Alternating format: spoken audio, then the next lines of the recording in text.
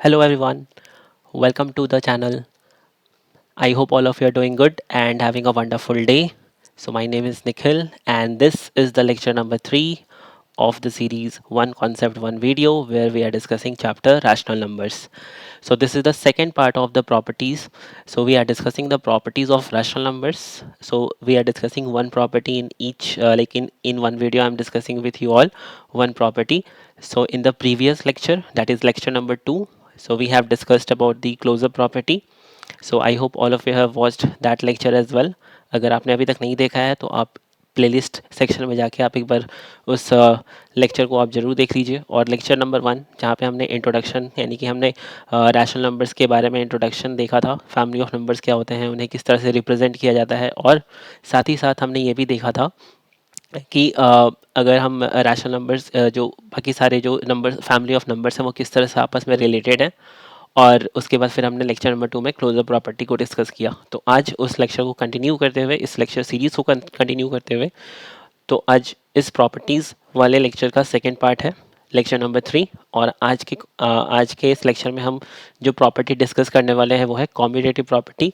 सबसे पहले तो मैं आपको बता दूं कि कॉम्यूटेटिव प्रॉपर्टी जो है वो सबसे आसान प्रॉपर्टी है. अगर आप देखोगे ये काफ़ी मतलब आप बोल सकते हो जितने भी फैमिली ऑफ नंबर्स हैं, जैसे नेचुरल नंबर्स हो गए, होल नंबर्स हो गए, इंटीजर्स और रैशनल नंबर्स, तो सब में सेम पैटर्न चलेगा. ओके, तो ये याद करने में भी काफ़ी आसान हो जाता है.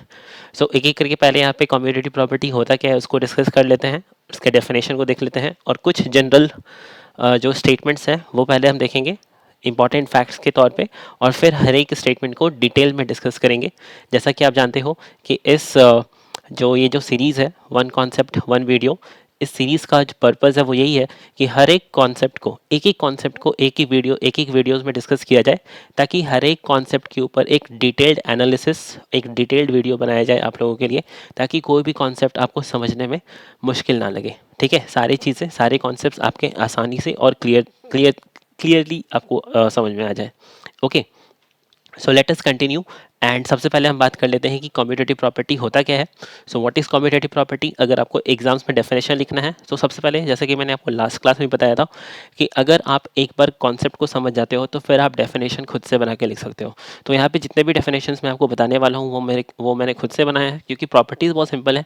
अगर आप एक बार प्रॉपर्टीज़ को समझ जाओगे तो डेफिनेशन आप ऑटोमेटिकली खुद से बना सकते हो. ठीक है, अपने समझ के अकॉर्डिंग. ओके, बट हाँ, थोड़ा ध्यान रखना कि जो टर्म्स, जो टेक्निकलिटीज़ हैं वो डेफिनेशन में इंक्लूड हो जाए, राइट, क्योंकि उसके बिना फिर डेफिनेशन जो होगा वो इनकम्प्लीट रह जाता है.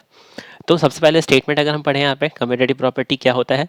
अगर आप देखोगे यहाँ पे कोई भी मैथमेटिकल ऑपरेशन आप परफॉर्म करें. ओके, एक बार मैं पहले स्टेटमेंट पढ़ देता हूँ, फिर आपको एक एक टर्म को समझा दूंगा. ओके, तो यहाँ पे आप देख सकते हो जो जो इंपॉर्टेंट वर्ड्स हैं उसको मैंने यहाँ पे हाईलाइट करके भी रखा हुआ है. Okay, if we perform any mathematical operation on two numbers belonging to a set of numbers in any order, then and the resultant of the operation remains the same, then we say that the mathematical operation is commutative for the given set of numbers. Okay, तो अब यहाँ पे समझते हैं यहाँ पे जो statement है वो बोल क्या रहा है. तो अगर आप कोई भी मैथमेटिकल ऑपरेशन परफॉर्म कर रहे हो, यहाँ पे मैथमेटिकल ऑपरेशंस क्या होते हैं वो हमने लास्ट क्लास में भी डिस्कस किया था. टोटल 4 तरह के मैथमेटिकल ऑपरेशंस होते हैं. एक addition, subtraction, then multiplication and then division. तो ये 4 जो मैथमेटिकल ऑपरेशंस हैं किसी भी दो नंबर, ठीक है, जैसे हमारे पास काफ़ी सारे फैमिली ऑफ नंबर्स हैं. सेट ऑफ नंबर्स का मतलब क्या है यहाँ पे, तो आप सेट ऑफ नंबर्स में नेचुरल नंबर्स को कंसिडर कर सकते हो, होल नंबर ले सकते हो, इंटीजर्स ले सकते हो, और साथ ही साथ जो हमारा रैशनल नंबर्स है वो आप ले सकते हो. तो किसी भी एक सेट ऑफ नंबर से, सपोज आपने नेचुरल नंबर्स ले लिया, तो उसमें से कोई भी दो नंबर आप सोच लो. ठीक है, आई होप आपने सोच लिया है. कोई भी दो नंबर आप सोच के देखो, उस दो नंबर पे अगर आप इनमें से कोई भी मैथमेटिकल ऑपरेशन परफॉर्म करो, ठीक है, कोई भी मैथमेटिकल ऑपरेशन किसी भी ऑर्डर में, ठीक है, ऑर्डर यहाँ पे इंपॉर्टेंट नहीं होगा. अगर किसी भी ऑर्डर में अगर आप ये मैथमेटिकल ऑपरेशन परफॉर्म करते हो और जो आपका रिजल्ट है, ठीक है, एडिशन कर रहे हो या आप सब्ट्रैक्शन कर रहे हो, तो ऐड या सब्ट्रैक्ट या मल्टीप्लाई या डिवाइड करने के बाद जो आपका जो रिजल्ट आ रहा है, अगर वो दोनों ही ऑर्डर में, ठीक है, दोनों ही तरीके से अगर सेम आता है, तो आप कह सकते हो कि जो पर्टिकुलर मैथमेटिकल ऑपरेशन आप वहाँ पे परफॉर्म कर रहे हो उन नंबर्स के ऊपर, वो यहाँ पे कॉम्पिटेटिव प्रॉपर्टी को फॉलो कर रहे हैं, राइट. मैथमेटिकल ऑपरेशन जो होंगे वो कॉम्पिटेटिव हो जाएंगे उस गिवन सेट ऑफ नंबर्स के लिए. ठीक है, अभी हम इसको बिल्कुल डिटेल में डिस्कस करेंगे एग्जांपल्स के साथ, ताकि आपको हर एक चीज़ें अच्छे से क्लियर हो जाए। बट यहाँ पे कुछ जनरल जो टर्म्स हैं, जो जो जनरल फैक्ट्स हैं, उसको यहाँ पे एक बार देख लेते हैं, फिर हर एक को एक बार डिस्कस करते हैं डिटेल में। ओके, सो इंपॉर्टेंट फैक्ट्स की अगर हम बात करें तो सबसे पहला फैक्ट होता है, जैसे कि आप देखोगे तो एडिशन और मल्टीप्लिकेशन दो ऑपरेशंस हैं। नेचुरल नंबर्स में सिर्फ यही दो ऑपरेशंस होंगे जो कि कम्यूटेटिव होंगे। Okay, so addition and multiplication of natural numbers is commutative. उसी तरह से addition and multiplication of whole numbers is commutative. Addition and multiplication of integers is commutative and addition and multiplication of rational numbers is commutative. तो जैसा कि मैंने आपको उस lecture के स्टार्टिंग में ही बोल दिया था कि कम्यूटेटिव प्रॉपर्टी को याद करना सबसे आसान है, वो इसलिए क्योंकि आप यहाँ पे देख सकते हो, चाहे कोई सा भी सेट ऑफ नंबर आप देख लो, ठीक है, नेचुरल नंबर्स का देख लो या होल नंबर का देख लो या इंटीजर्स या रैशनल नंबर्स का देख लो, इन सारे सेट ऑफ नंबर्स में सिर्फ दो ही ऑपरेशंस है जो कि कम्यूटेटिव होंगे, एडिशन एंड मल्टीप्लिकेशन। इसके अलावा और कोई भी ऑपरेशन यहाँ पे कम्यूटेटिव नहीं होगा, यानी कि सब्ट्रैक्शन और डिवीजन किसी भी सेट ऑफ नंबर में कम्यूटेटिव नहीं होता है। इसको आप एग्जांपल्स के साथ भी प्रूव कर सकते हो, और अभी हम वो करने वाले हैं। तो एक ही करके स्टार्ट करते हैं। सबसे पहले हमारे पास नेचुरल नंबर्स है। ओके, तो नेचुरल नंबर्स आपको शायद याद होगा, सेट ऑफ नंबर्स हम किससे डिनोट करते थे, राइट। यहाँ पे नेचुरल नंबर का फर्स्ट लेटर क्या है, कैपिटल एन है, तो कैपिटल एन से ही डिनोट करते थे। और इसके अंदर क्या क्या नंबर आते हैं, 1 2 3 4, इस तरह से ये सारे नंबर्स इन्फिनिटी तक एग्जिस्ट करेंगे इसके अंदर, राइट। तो यहाँ पे आपने अभी आपने क्या दिखा कि जो नेचुरल नंबर्स का सेट है उसमें सिर्फ एडिशन एंड मल्टीप्लिकेशन ही जो होंगे वो कॉम्पिटिटिव नेचर के होंगे। यानी कि आप इसको सिंपली ऐसा भी लिख सकते हो, आप बुक्स में देखोगे कुछ इस तरीके का लिखा रहेगा। तो सपोज यहाँ पे इस सेट ऑफ नंबर्स में से हमने कोई भी दो नंबर ले लिया, ठीक है। अब वो दो नंबर हमने जनरल फॉर्म में लिया है, तो उसको हम ए और बी से डिनोट करते हैं, राइट। तो एक नेचुरल नंबर ए है, एक नेचुरल नंबर बी है। तो सबसे पहले आप देखो एडिशन। तो अगर आप एडिशन की बात करो तो ए प्लस बी अगर आपने किया है, ठीक है, ए प्लस बी, राइट। अगर आपने यहाँ पे ऑर्डर को चेंज कर दिया तो क्या बन जाएगा, वो बी प्लस ए बन जाएगा ना। ऑर्डर चेंज करने का मतलब क्या होता है कि आपने पोजीशन को चेंज कर दिया है। और आप यहाँ पे देख सकते हो कि जो कम्यूटेटिव वर्ड जो नेम आ रहा है ना, वो एक इंग्लिश वर्ड कम्यूट से आता है, राइट। तो ये कम्यूट का मतलब क्या होता है इंग्लिश में, आप डिक्शनरी में देख सकते हो, ठीक है। कम्यूट का मतलब होता है टू चेंज द पोजीशन, ठीक है, टू चेंज पोजीशन, यानी कि जगह बदलना। तो यहाँ पे हम कर क्या रहे हैं, बेसिकली जगह ही तो बदल रहे हैं ना। ए और बी पहले यहाँ पे था, ए पहले था फिर बी था, राइट। यहाँ पे क्या हो गया, बी पहले आ गया और ए बाद में चला गया। तो यहाँ पे हमने ए और बी का क्या किया है, चेंज कर दिया है पोजीशन। तो अगर आपने ए प्लस बी किया है, राइट, और बी प्लस ए किया है, यहाँ पे ध्यान रखिएगा कि जो ए और बी है वो नेचुरल नंबर है। तो अगर आपने ए प्लस बी किया है और बी प्लस ए किया है, तो यहाँ पे दोनों रिजल्ट अगर सेम आएगा तो इसका मतलब क्या है कि कॉम्पिटिटिव हो जाएगा, और ये हमेशा ट्रू होता है, राइट। तो नेचुरल नंबर्स के केस में जो एडिशन होगा वो कम्यूटेटिव प्रॉपर्टी को फॉलो करेगा, यस होगा। यहाँ पे आप टेबल देख सकते हो, टेबल में मैंने यहाँ पे हर एक ऑपरेशन के बारे में यहाँ पे आपको आंसर कर दिया है, तो आप इस टेबल को बस ध्यान रखना। ओके, तो a plus B is equals to B plus A होगा। इसको वेरीफाई कर लेते हैं, राइट। इसको वेरीफाई करने के लिए आप यहाँ पे कोई भी दो नेचुरल नंबर आप अपने पसंद का सेलेक्ट कर लो इस सेट ऑफ नंबर में से, क्योंकि इनफाइनाइट नंबर से उसमें से आप कोई भी दो नंबर ले लो। तो लेट्स से यहाँ पे आज हम 2 डिजिट का नंबर यूज़ करते हैं। तो लेट्स से हमने यहाँ पे ले लिया 22 और एक हमने ले लिया 35।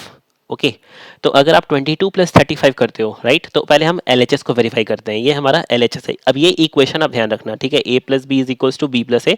ये एडिशन को, एडिशन जो है वो कम्यूटेटिव है, इसको ऐसा लिखने का तरीका है, राइट।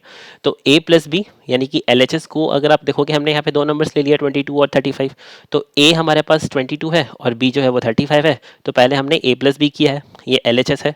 तो इसकी वैल्यू कितनी आ रही है, तो 22 प्लस 35 अगर आप करते हो तो यहाँ पे आप देखोगे कि यहाँ पे आपका 57 आंसर आ जाएगा। अब आप RHS को वेरीफाई करो, ठीक है। अभी हमें b पहले रखना है और a को बाद में, तो 35 को पहले रखेंगे और 22 को बाद में रखेंगे। अब आप इसको ऐड करके चेक करो क्या आ रहा है। यहाँ पे आप देखोगे कि अभी भी 57 ही आ रहा है। तो यहाँ पे आप देख सकते हो ना कि जो हमारा जो रिजल्ट है वो दोनों ही तरीके से सेम आ रहा है, यानी कि ऑर्डर चेंज करने पे जो आंसर है वो चेंज नहीं कर रहा है। तो इसका मतलब क्या है कि जो एडिशन है वो कम्यूटेटिव है, ठीक है। इस तरह से आप सब्ट्रैक्शन के लिए वेरीफाई कर सकते हो। तो आप देखोगे कि जो a माइनस बी होगा वो b माइनस ए के बराबर नहीं होगा। सेम नंबर पे वेरीफाई करके चेक कर लो आप।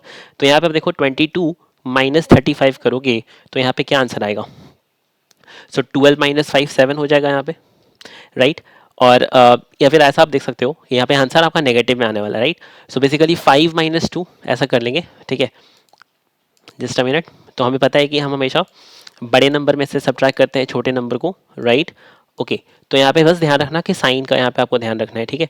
तो जैसा कि आप इंटीजर्स चैप्टर पढ़े हो ना, इंटीजर्स में जैसे आप ऐड सब्ट्रैक्ट करते हो, बस वो ध्यान रखना है हमें यहाँ पे। सो 5 - 2 यहाँ पे क्या होगा, 3 होगा। 3 - 2 यहाँ पे 1 होगा। बट यहाँ पे ध्यान रखिएगा कि 35 जो है वो माइनस के साथ था, तो यहाँ पे माइनस आ जाएगा। तो यहाँ पे तो हमें -13 मिल रहा है। अब b - a करके चेक करते हैं क्या आता है। सो b - a करने के लिए हमें क्या करना है, b को पहले रखना है और a को बाद में रखना है, राइट। तो यहाँ पे आप चेक करो, 5 - 2 यहाँ पे 3 आ जाएगा, 3 - 2 यहाँ पे 1 आ जाएगा। तो यहाँ पे आप देखो +13 आ रहा है और यहाँ पे -13 आ रहा है, तो ये दोनों आपस में बिल्कुल इक्वल नहीं है। तो यहाँ से हमने ये वेरीफाई कर लिया कि जो सब्ट्रैक्शन है वो कम्यूटेटिव नहीं होता है नेचुरल नंबर्स के लिए। Okay, multiplication will be commutative, इसको आप ऐसा लिख सकते हो, a into B will be equal to b into A. और आप वेरीफाई करने के लिए कोई भी दो नंबर आप सोच लो, जैसे हमने यहाँ पे 6 और 5 ले लिया, तो 6 इंटू 5 भी 30 होता है और 5 इंटू 6 भी 30 होता है। इसको आप अपने लैंग्वेज में आप जो भी आपको नंबर अच्छा लगे उसको यूज़ करके आप इसको वेरीफाई कर सकते हो। उसी के साथ साथ डिवीजन, डिवीजन हमें पता है कि वो कम्यूटेटिव नहीं होगा। क्यों? क्योंकि अगर आप यहाँ पे a डिवाइडेड बाई b करोगे और b डिवाइडेड बाई a करोगे, ठीक है, आप इसको वेरीफाई करके चेक कर लो। लेट से हमने 4 और 2 ले लिया, a को 4 रख लेते हैं, b को 2 रख लेते हैं, तो 4/2 हमें क्या देगा, 4/2 विल बी 2। बट अगर आपने 2/4 कर दिया, यानी कि आपने ऑर्डर चेंज किया, तो यहाँ पे आंसर भी क्या हो गया, चेंज हो गया। तो ये दोनों आपस में इक्वल नहीं है, इसलिए जो डिवीजन है वो कम्यूटेटिव प्रॉपर्टी को फॉलो नहीं करता है। So only addition and multiplication will follow the commutative property, and I hope आप सबको ये क्लियर हो गया है। तो जैसे हमने नेचुरल नंबर्स के लिए वेरीफाई किया, अब हम कर लेते हैं होल नंबर्स के लिए भी, ठीक है। तो यहाँ पे बस मैं आपको एडिशन और मल्टीप्लिकेशन वाला वेरीफाई करके बताऊंगा। सब्ट्रैक्शन और डिवीजन के लिए आप खुद से कोई भी दो नंबर सेलेक्ट करके चेक कर सकते हो, राइट। तो सबसे पहले तो यहाँ पे जो रूल है वो मैं लिख देता हूँ। तो एडिशन यानी कि आपको सिंपल ध्यान रखना है कि a प्लस बी जो है वो किसके इक्वल होना चाहिए, b प्लस ए के बराबर होना चाहिए। तो उस केस में एडिशन जो है वो कॉम्पिटेटिव हो जाएगा। साथ ही साथ मल्टीप्लिकेशन के लिए आप ध्यान रख सकते हो, a into B is equal to b into A, ठीक है। सब्ट्रैक्शन, सब्ट्रैक्शन वाले में आप ध्यान रखना कि a माइनस बी, ठीक है, a minus b, just a minute, यहाँ पे मैं इसको इरेज कर देता हूँ।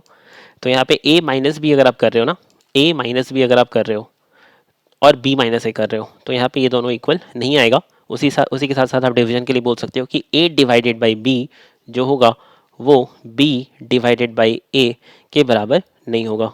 ओके, सो आई होप सबको यहाँ पे आप क्लियर हो गया है। तो यहाँ पे आप देख सकते हो कोई भी दो नंबर सोच लो, हमें पता है कि होल नंबर्स को हम कैपिटल W से डिनोट करते हैं, राइट। तो इसके अंदर आपके 0 आ जाते हैं, 1 2 3 4 और इस तरह से और भी बाकी सारे होल नंबर्स यहाँ पे हो जाएंगे, ठीक है। तो यहाँ पे आप चेक करो, एडिशन को वेरीफाई करते हैं। कोई भी दो नंबर आप सोच लो, लेट से हमने ए की वैल्यू 5 ले ली और एक काम करते हैं, एक ज़ीरो ले लेते हैं क्योंकि ये होल नंबर है ना, तो ज़ीरो भी यहाँ पे आ रहा है। ओके, तो अब आप वेरीफाई कर लो इस वाले रूल को, a plus B into B plus A को। तो यहाँ पे आप देखो LHS में क्या लिखा है, a प्लस बी लिखा है, यानी कि 5 + 0 करना होगा हमें, तो 5 + 0 तो 5 ही होता है, राइट। RHS में क्या लिखा है, b प्लस ए लिखा है, यानी कि 0 + 5 करना है हमें, तो 0 + 5 करने पे भी 5 आ रहा है, तो दोनों तरफ से यहाँ पे सेम आंसर आ गया, यानी कि एडिशन कॉम्पिटेटिव हो जाएगा होल नंबर्स के लिए। ओके, मल्टीप्लीकेशन आप चेक कर लो, लेट से हमने यहाँ पे मल्टीप्लीकेशन के लिए a की वैल्यू रख ली 4 और b की वैल्यू रख ली हमने लेट से 6। ओके, तो a इंटू बी करो आप, ठीक है। तो यहाँ पे आपको 4 इंटू 6 मिल रहा होगा, तो यहाँ पे 24 आ जाएगा। उसी तरह से आप b इंटू ए करके चेक करो, यहाँ पे आपको 6 इंटू 4 करना होगा और अभी भी यहाँ पे 24 ही आएगा। और यहाँ से हमने वेरीफाई कर लिया कि जो मल्टीप्लिकेशन है वो कम्पिटेटिव होगा किसके लिए, होल नंबर्स के लिए। ओके, होल नंबर्स के लिए। ऑलराइट, सो आई होप आप सबको ये क्लियर है। इस तरह से आप और भी दूसरे नंबर्स लेके इसको वेरीफाई कर सकते हैं। ओके, नेक्स्ट हम आ जाते हैं इंटीजर्स के ऊपर।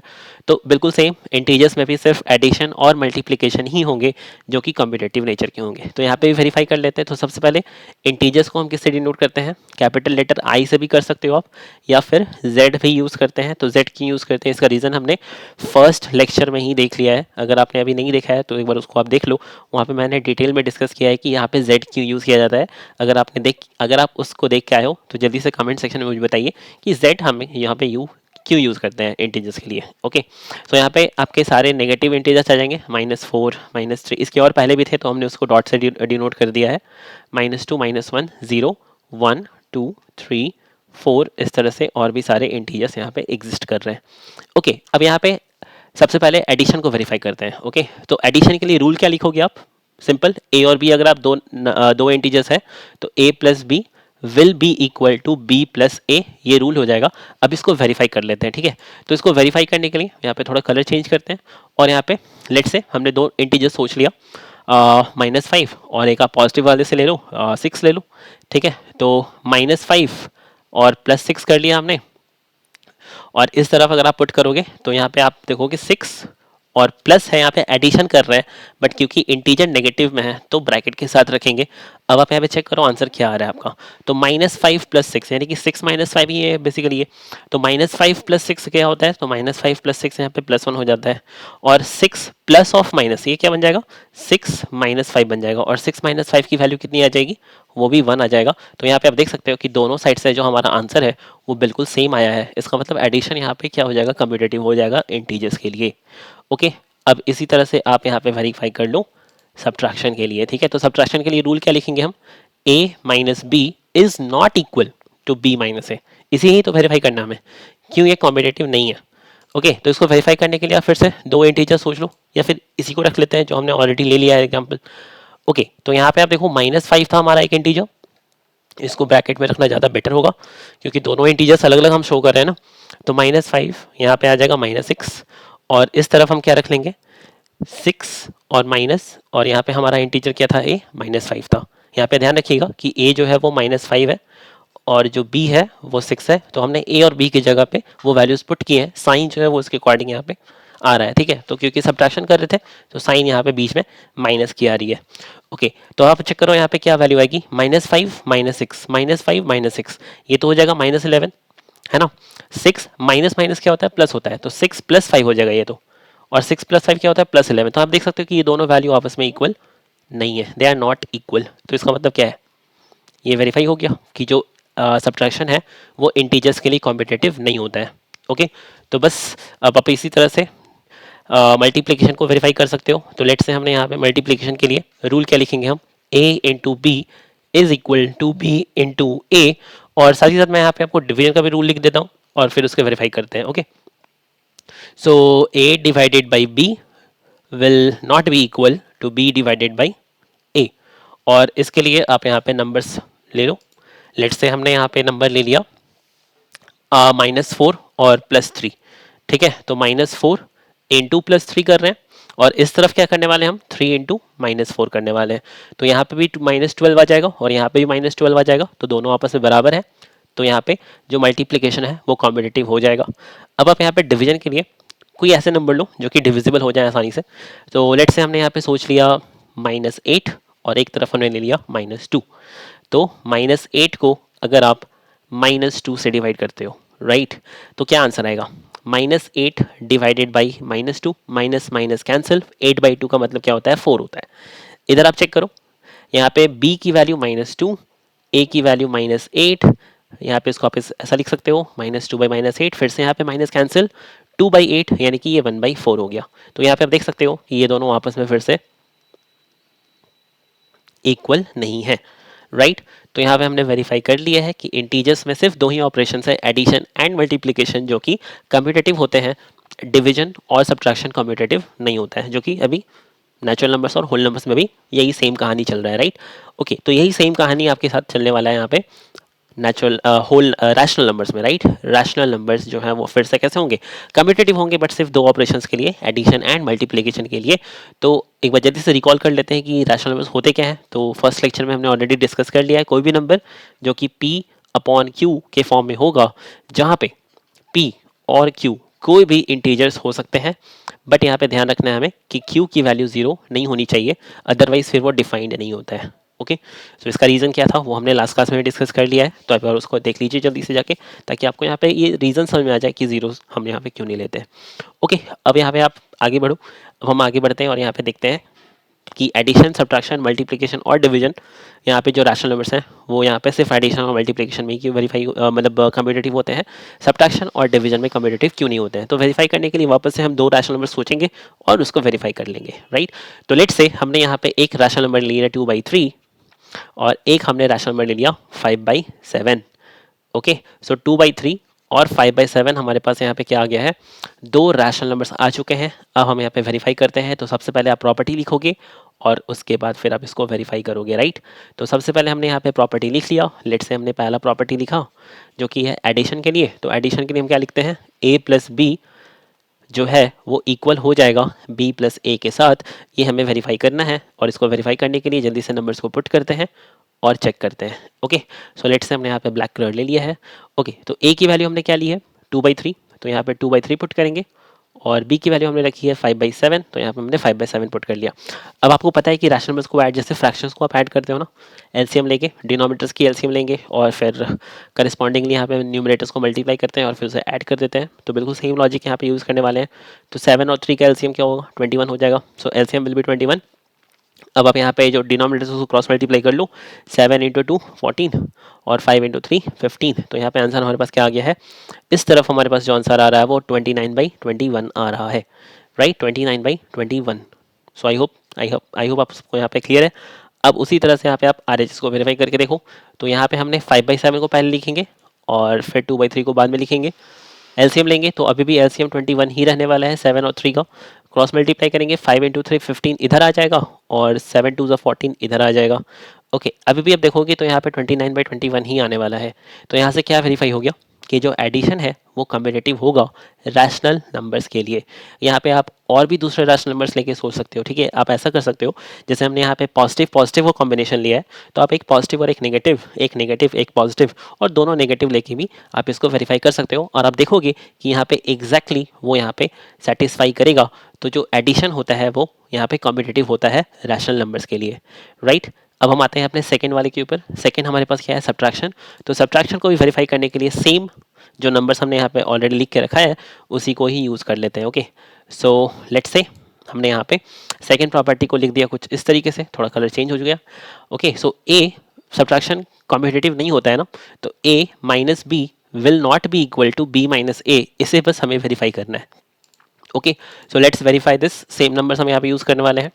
तो 2/3 माइनस 5/7, यहाँ पे आप चेक करो एलसीएम क्या आ जाएगा, 21। 14 माइनस 15, अब 14 माइनस 15 तो -1 होता है। तो यहाँ पे हमारे पास आ रहा है -1/21, ठीक है। LHS में, RHS में क्या वैल्यू आ रही है चेक करते हैं। So 5/7 minus 2/3, okay, LCM will be 21, right. So यहाँ पे आप देखो 15 और यहाँ पे -14 हो जाएगा और यहाँ पे वैल्यू आ जाएगी 1/21 और आप देख सकते हो ये दोनों आपस में इक्वल नहीं है। So they are not equal और ये हमने यहाँ पे वेरीफाई कर दिया है। ओके, क्लियर है, राइट। ओके, अगर आपको क्लियर हो रहा है तो आप कमेंट में यस बता सकते हो। ओके, और अगर कोई डाउट है तो आप कमेंट सेक्शन में जल्दी से बता दो ताकि मैं अगले लेक्चर में आपके जो भी डाउट्स हैं उसको यहाँ पे क्लियर कर दूँ। Okay, all right. तो अब हम आगे आते हैं और अब हम वेरीफाई करते हैं यहाँ पे नेक्स्ट प्रॉपर्टी जो कि है मल्टीप्लिकेशन। तो ऑब्वियसली यहाँ पे मल्टीप्लिकेशन आप देखोगे तो यहाँ पे थर्ड प्रॉपर्टी है, थर्ड वाला ऑपरेशन। तो यहाँ पे हम क्या लिखेंगे, a into B will be equal to b into A. और आप देखोगे ना कि स्कूल में, स्कूल एग्जाम्स की बात करो या बोर्ड एग्जाम्स की बात करो, अगर आप देखोगे तो बिल्कुल इसी तरह के क्वेश्चंस आते हैं एग्जाम्स में अगर आएंगे तो, कि आपको यहाँ पे जो कम्यूनिटी प्रॉपर्टी उसको वेरीफाई करना होगा। कभी कभी आपके नंबर्स ऑलरेडी एग्जाम मतलब क्वेश्चंस में दिए रहेंगे, आपको उन्हीं नंबर्स को यूज़ करना होता है, राइट। तो इस तरह के क्वेश्चन ही यहाँ पे पूछे जाते हैं। All right, so let's verify this also. तो यहाँ पे जल्दी से सेम नंबर यहाँ पे ले लेते हैं। तो एक हमारे पास 2/3 है और एक हमारे पास 5/7 है। तो 2/3 इंटू 5/7 करना है। तो यहाँ पे आपको पता है कि मल्टीप्लिकेशन बहुत ही सिंपल है, न्यूमरेटर और न्यूमरेटर को मल्टीप्लाई करेंगे, डिनोमिनेटर और डिनोमिनेटर को मल्टीप्लाई कर देंगे। तो मैं यहाँ पे आपको बिल्कुल स्टेप बाय स्टेप बता रहा हूँ ताकि आपको कोई डाउट ना रहे। तो 2 इंटू 5 कर दिया हमने, ये हमारा न्यूमरेटर बन गया प्रोडक्ट का। 3 इंटू 7 हमने कर दिया यहाँ पे, तो ये हमारा डिनोमिनेटर बन चुका है प्रोडक्ट का। तो यहाँ पे वैल्यू कितनी आ गई, 10/21, ठीक है, 10/21। अब आप चेक कर लो यहाँ पे राइट साइड में क्या वैल्यू आ रही है। तो राइट साइड में पहले 5/7 लिखना है हमें और फिर यहाँ पे a की वैल्यू 2/3 हो रही है। तो यहाँ पे फिर से वही सेम काम करेंगे, न्यूमरेटर न्यूमरेटर को मल्टीप्लाई करना होगा हमें 5 इंटू 2 और डिनोमिनेटर को मल्टीप्लाई करेंगे 7 into 3। The value will again be 10/21। और आप देख सकते हो यहाँ पे दोनों तरफ से वैल्यू सेम आ रही है। तो ये प्रूव हो गया कि जो मल्टीप्लीकेशन है वो यहाँ पे रैशनल नंबर्स के लिए कम्यूटेटिव प्रॉपर्टी को फॉलो कर रहा है। ओके, अब आप डिवीजन के लिए बिल्कुल इसी को यूज़ करते हो, ठीक है, सेम नंबर्स यूज़ करेंगे। बट यहाँ पे आप देखोगे कि जो डिवीजन है वो कम्पिटिटिव नहीं होगा। All right, so let's verify that property as well. और आपको यहाँ पे एक चीज़ पता होना चाहिए कि डिवीजन काफ़ी आसान है। जैसे आप मल्टीप्लाई करते हो ना, डिवीजन भी उसी तरह से करना होता है, बट आपको यहाँ पे क्या करना होता है, जैसे मैं आपको बताता हूँ एग्जांपल के साथ ही। पहले यहाँ पे रूल लिखेंगे कि a divided by b will not be equal to b divided by a। तो यहाँ पे इसको वेरीफाई करने के लिए दो नंबर्स ऑलरेडी हमारे पास हैं, और अब आप यहाँ पे इसको वेरीफाई करो। तो अब देखो यहाँ पे ध्यान रखना, ठीक है। मैं थोड़ा सा आपको यहाँ पे ब्रीफ आइडिया दे देता हूँ। जैसे अगर आप किसी नंबर को डिवाइड कर रहे हो, राइट, लेट से यहाँ पे आपके पास है a बाई बी, ये रैशनल नंबर है, और एक रैशनल नंबर है c बाई डी। तो अगर आप इन दोनों को डिवाइड कर रहे हो, राइट, तो यहाँ पे डिवाइड करने का सबसे आसान तरीका क्या होता है ना, कि यहाँ पे जो न्यूमरेटर है a बाई बी, उसको तो आप ऐसे ही रहने दो, बट ये जो डिनोमिनेटर में जो नंबर लिखा हुआ है ना, आप इसका रेसिप्रोकल कर दो। रेसिप्रोकल करने का मतलब क्या होता है कि जो डिनोमिनेटर है वो न्यूमरेटर बन जाएगा, और न्यूमरेटर जो है वो डिनोमिनेटर बन जाएगा। यानी कि आपको बस इन दोनों नंबर्स को की पोजीशन को चेंज करना होता है, इंटरचेंज करना होता है, राइट। और ये जो सिंबल है ना, अब ये डिवीजन, अब ये मल्टीप्लीकेशन हो जाएगा।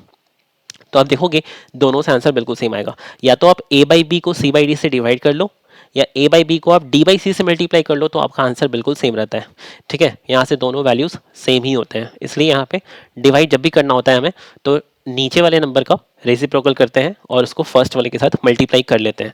तो यहाँ पे भी बिल्कुल सेम काम करेंगे। तो यहाँ पे हमें a की वैल्यू 2/3 है, राइट, और b की वैल्यू यहाँ पे आपके पास 5/7 है ना।